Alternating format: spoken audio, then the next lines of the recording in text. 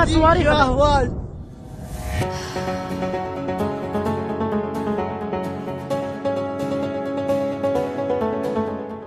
Garda Revolusi Islam atau IRGC Iran meluncurkan serangan rudal ke markas Mossad di wilayah Kurdistan, Irak pada Senin 15 Januari 2024 malam.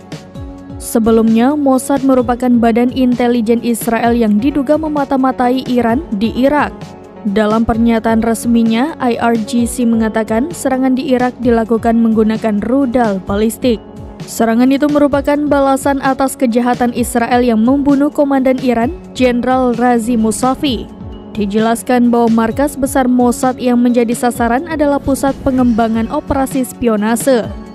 Selain itu juga digunakan sebagai lokasi perencanaan operasi teroris di kawasan terutama terhadap Iran. Tak hanya menargetkan markas Mossad, rudal Iran juga menghantam konsulat Amerika Serikat di kota Erbil, Kurdistan.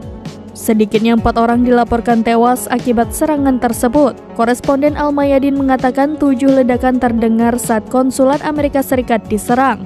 Terkait keberadaan markas Mossad di Irak, pemerintah daerah Kurdistan sebelumnya telah angkat bicara.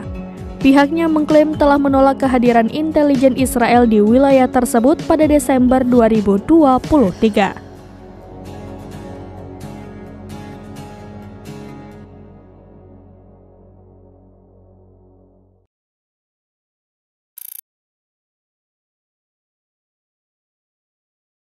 Download Tribun X sekarang, menghadirkan lokal menjadi Indonesia.